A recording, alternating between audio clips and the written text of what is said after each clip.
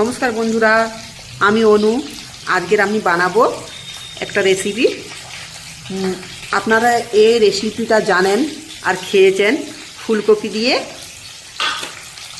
মুসুরির ডাল দিয়ে আর মাছের মাথা দিয়ে ডালনা।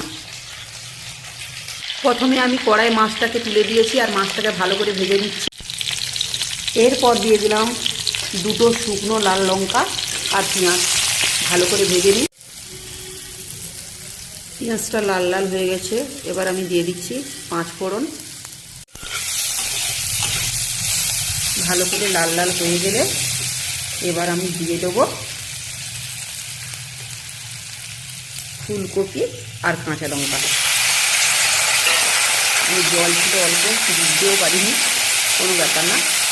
আমি আবার এটাকে নেড়ে এরপরে আমি ডাল দেবো।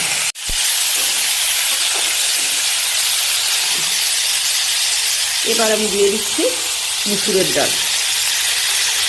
এটা ভালো করে ধুয়ে রেখেছিলাম, এবার আমি দিয়ে দিলাম। বন্ধুরা, আমার চ্যানেলটি দয়া করে সাবস্ক্রাইব করবেন, আর আমার রান্না যদি ভালো লাগে আপনারা লাইক কমেন্ট করবেন। দেখুন, আমি যেমন পারি তেমন নিজে নিজেই রান্না করছি, আর আমি এই রান্নাই খাচ্ছি আর আপনাদের দেখাচ্ছি।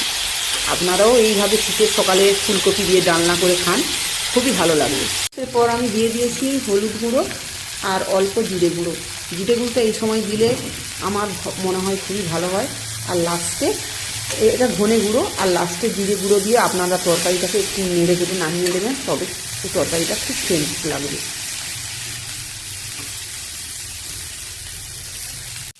ডালটা আর ফুলকপিটা লাল লাল হয়ে ভেজে গেছে। এবার আমি মাছের মাথা যে ভেজে রেখেছিলাম ওইটা আমি দিয়ে দিলাম। দেখুন বন্ধুরা, এবার আমি পরিমাণ মতো জল দিয়ে দিচ্ছি। 2-3টে তরকারি করে, কিন্তু আমার সময় থাকে না, এই জন্য আমি একটা করে তরকারি করে যা হোক করে খুব তাড়াহুড়ো করে রান্না করে আমাকে কাজে যেতে হয়। আর বন্ধুরা, আপনারা জানেন কাজ না করলে কিছুই চলবে না, মানুষকে সবসময় কাজ করেই খেতে হবে।